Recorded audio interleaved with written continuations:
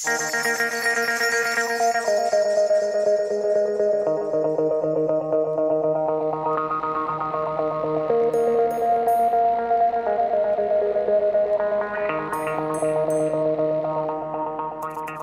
nous ne sommes pas à bord d'un hélicoptère de la gendarmerie survolant la E411, mais dans un paramoteur biplace qui vient de décoller de l'aérodrome de Liernu.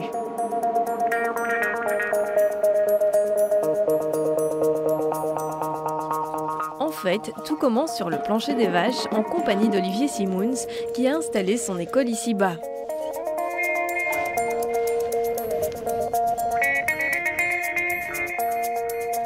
Une voile, une hélice et un moteur de tondeuse à gazon et vous voilà fin prêt pour le décollage. La voile a une envergure de 30 mètres carrés, le moteur pèse moins de 20 kg et fait plus ou moins 14 chevaux.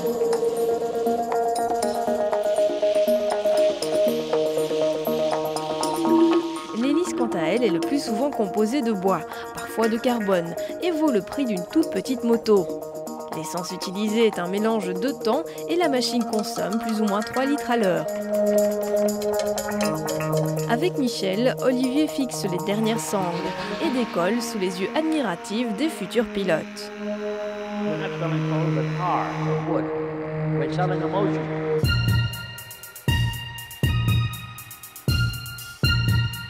Car c'est bien le but à atteindre, pouvoir voler de façon autonome et décoller de pratiquement n'importe quel endroit. Mais avant cela, quelques notions théoriques de base et un peu de pratique seront nécessaires. Les élèves sont encadrés par des moniteurs chevronnés ayant quelques milliers d'heures de vol à leur actif. Anna fait les premiers pas avec les élèves pilotes. Hop, elle part. Ok. Tu lâches jamais ton frein comme ça, ok? Ok. En fait, avant de manier la voile dans les airs, il est indispensable de pouvoir la manier correctement au sol. Et pour cela, quelques exercices de manipulation seront effectués afin d'avoir les bons réflexes et les bonnes sensations. Bien entendu, au début, tout le monde n'a pas l'air aussi à l'aise qu'Olivier. Mais rares sont ceux qui n'arrivent pas à bout de l'écollage, car il ne faut pas avoir de prédisposition sportive particulière pour pratiquer ce sport. Une bonne condition physique, une météo clémente sans trop de vent et un peu de motivation, et vous viendrez à bout de ce drôle d'engin. Parfois, un élève un peu pressé d'avoir les premières sensations se pend là où il peut et s'imagine déjà peut-être en compagnie du dieu Éole.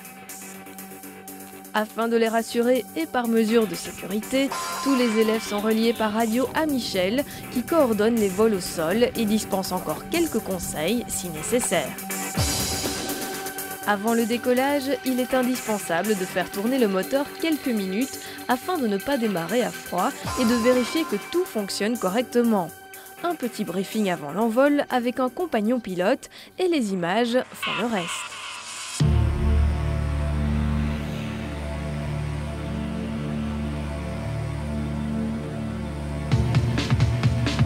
Il existe une autre manière de s'envoyer dans les airs, c'est le paramoteur tricycle.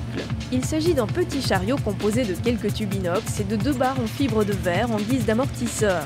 L'ensemble ne pèse que quelques kilos et supporte le moteur. Plus besoin de courir ni de porter le moteur sur le dos, le paramoteur devient alors accessible à tous, personnes plus âgées et ou moins valides.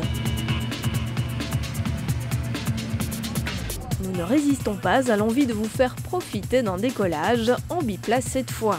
C'est vrai, la Terre vue d'en haut, c'est différent. Le paramoteur peut atteindre une altitude de plus ou moins 5000 mètres, c'est-à-dire la moitié de l'altitude d'un avion de ligne, et vole à plus ou moins 50 km/h, la vitesse d'un scooter.